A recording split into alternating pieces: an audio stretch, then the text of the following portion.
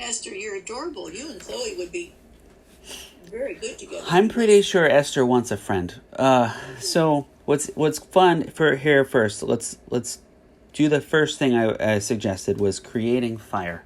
When I was looking up fire, I literally just did a Google image search of fire, and you can see we get a lot of really cool images, right? Yeah. So that image search, so that's the right thing for a computer. I mean, for a picture. Yeah, exactly.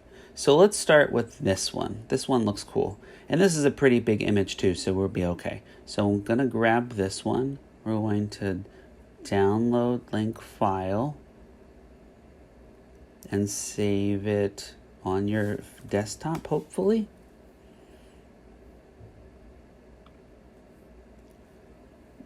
Desktop, fire. No, that didn't work. They changed their Google image search thing, and it's been really infuriating that it just doesn't work as well as it should. All right, so there we go. That's the image. I'm going to try and even move it to Photoshop and see if we can open it. Perfect. So the first thing that we want to do here is this goes over that one, how do I say this? That one selection thing tool that we used a little bit ago to help us get rid of and be able to move this from this picture over to the Esther picture.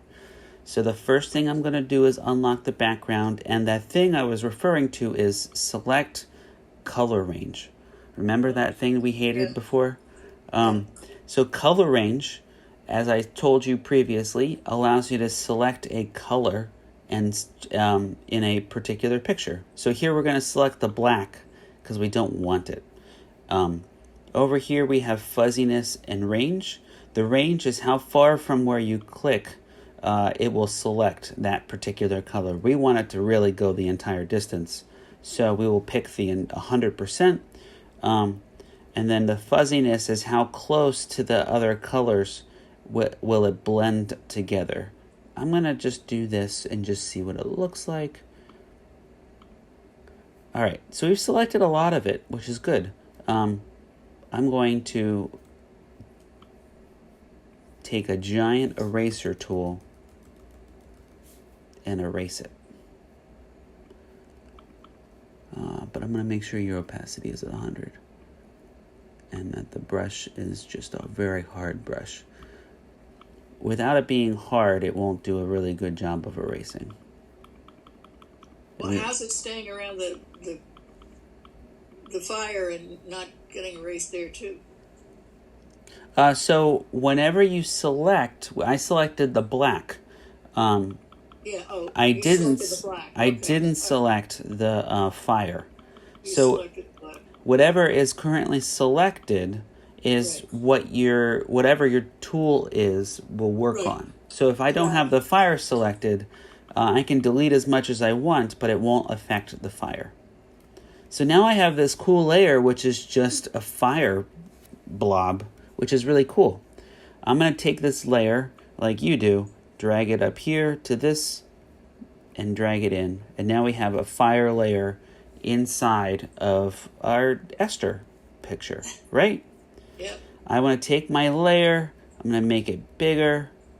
I don't care about it skewing so much because it doesn't need to be perfect. In most examples, what you and I are talking about, the aspect ratio of whatever you're scaling should be perfect, like photos and things like that. But in this case, who cares if the fire is a little stretched or not? It doesn't matter. Cool. So now that that's in, we're going to start using it with her left eye. So here's her left eyeball, right? I'm actually going to copy this layer, duplicate it, and hide it. Fire copy. And hide it so we can just work on the one, but have it again if we need to. The reason I really want to copy it is because I'm going to really do some, not heavy damage, but like heavy erasing. I'm going to erase a good amount around the eye that has absolutely nothing to do with the fire effect that we want.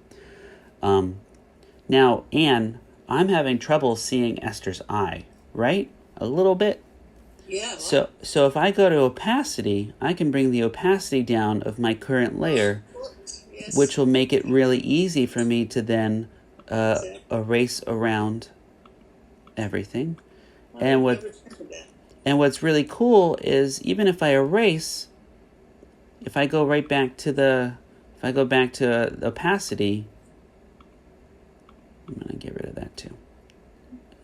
Actually, that seems like it should go away. Now I can go back to opacity, and I can go back to the full opacity I want. However, Anne, I don't think that 100% opacity in this case looks that great. Yeah, it looks a little bit too, yeah. So I'm going to bring the opacity down a little bit. Just a little bit. But I'm also going to change the blending mode to one of these other options. Let's try lighten. Lighten looks cool. This might be better later when we change the lightness. Screen looks pretty good. Overlay? No. Hard, soft light? Yeah. We might want to try this when we get the color changed. All right, I'll go back to normal for right now. I'm going to use a less hard brush, and I'm going to slowly just kind of fade in the fire for her eyeball to give us a little bit more, effect. I'm also going to blend it up here. I'm using the eraser to erase the edges to kind of give us a little bit more blend between the fire and the hard edges of the fire and the background. So giving us a little bit more blend. These little stripes over here. Yeah. So anywhere you see that has like a really hard edge, I'm trying to remove the hardest edges so that it kind of feels more natural. Does that make sense? Makes sense. I'd never think of doing it, but it makes sense. Yeah, just erasing the outsides a little bit. I think that gives it a little bit more. One more spot here. What spot do you think we should do it at? Over here. I don't know when you're pointing at. Go to your left. Yeah, right there. Okay, done. Okay. All right, so we're getting close, I think, to getting Esther to have some sort of like flame ball eyeball here, right? Yep. I think it looks pretty cool too. Esther. We might. Oh, you have that on. Never mind. We have auto select on. So if I move you down.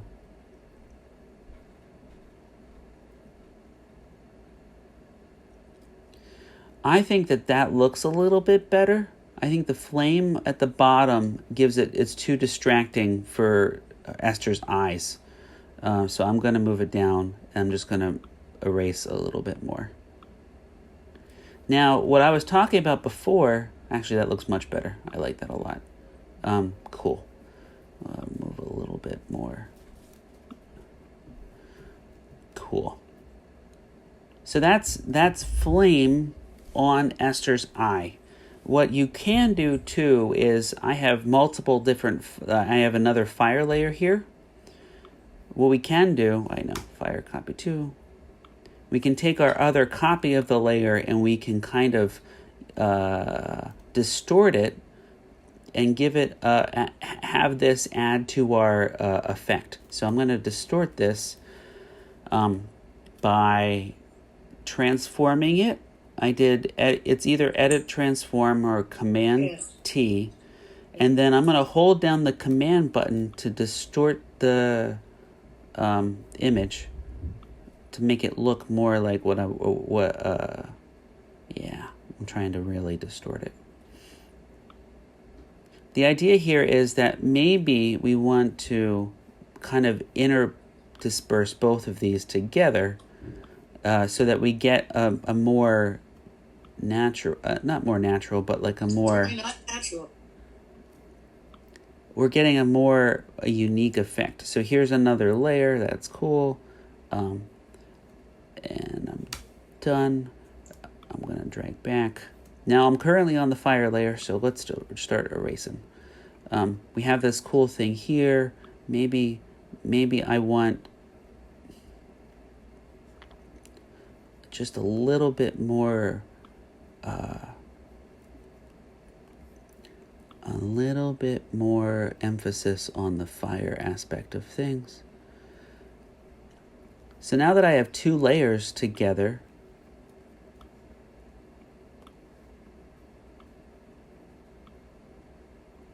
I can take this one, change the opacity a little bit.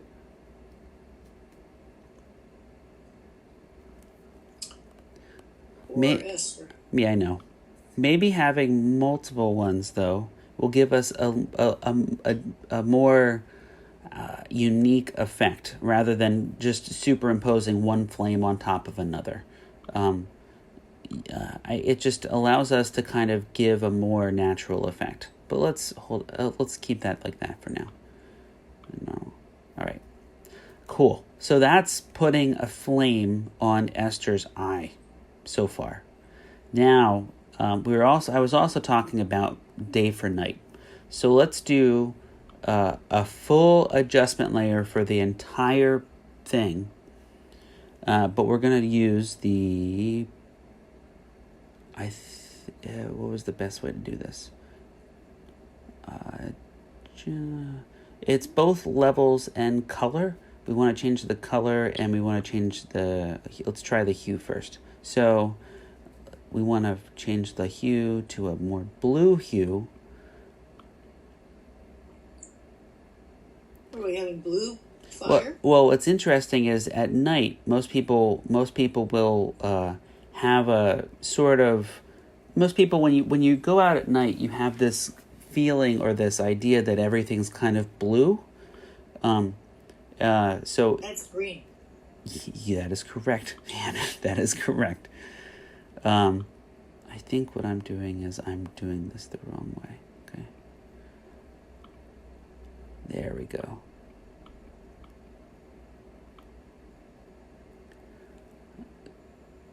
All right, so that's bluish, right?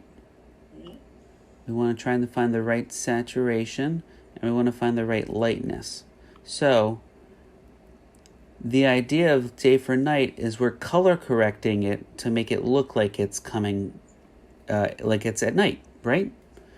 Yeah, so, but it's not looking like fire.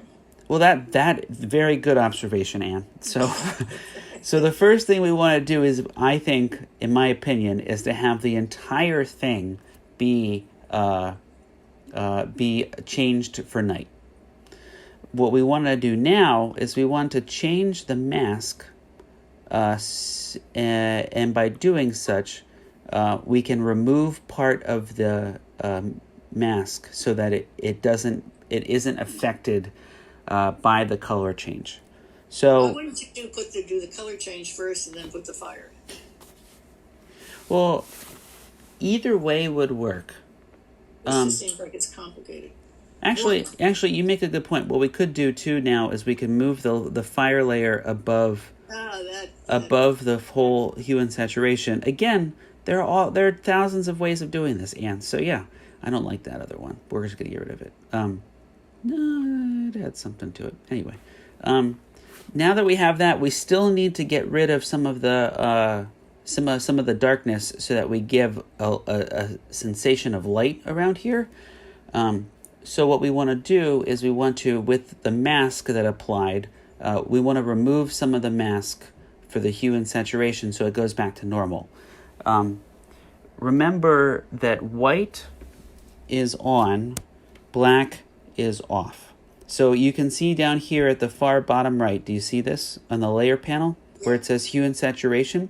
Yeah. The mask, which is essentially telling you what part of the photo this adjustment is affecting, is all white. So it's affecting the entire picture below this layer. So everything below it is dark and blue. What we want to do is we want to cancel out the effect for just a certain part of it. And we can do that by just selecting the mask, selecting the color, the opposite color, which is black, just the pure black, and then painting on top of it. So now we can create like a bright effect and kind of show this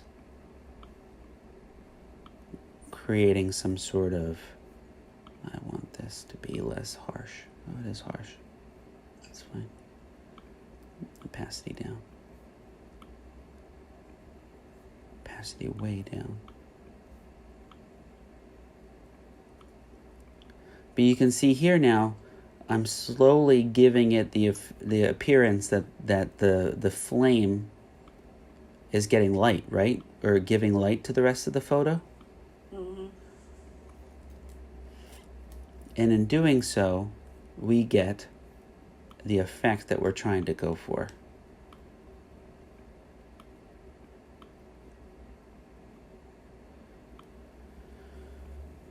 Cool. Now that we've done that, what we might want to do is also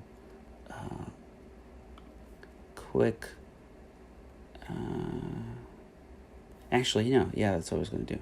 Take this, add mask to selection, and then do the same thing with the hue and saturation, but just do it the opposite for the... Oh, I forgot. I meant to invert. Sorry. You think I'm going to be able to do this? You're crazy. But you can see now that I'm starting to get the effect of the fire in there, right? Yeah, you're doing a great job, but it's hugely complicated for my brain. Well, so what's cool about this is most of the techniques that I'm talking about here are things that we've talked about before. Oh yeah, no question. So I'm not trying to mess with you. It'll be a challenge. We gotta find the right lightness. So yeah, basically we're just blending things together to try and get that sort of, to get the effect that we're going for. We're going for the nighttime sort of lightness, maybe a little darker. Yeah. There's a lot of dark in Game of Thrones. Anyway, so now we have the one eye enveloped in fire. And I'm going to do the other one? Yes, you are. So I want you to do it now while we're on the phone too, so I can kind of walk you through it as well. I don't think I can do it when we're on the phone. I think I have to work at it. Well, okay. I mean, it's up to you. Are you sure you don't want me to walk you through each of the steps so that you can get a good handle on muscle memory and figuring it out? I'm not sure I can do that. And I also actually have another question because I want to do a book and a okay, car. That's fine.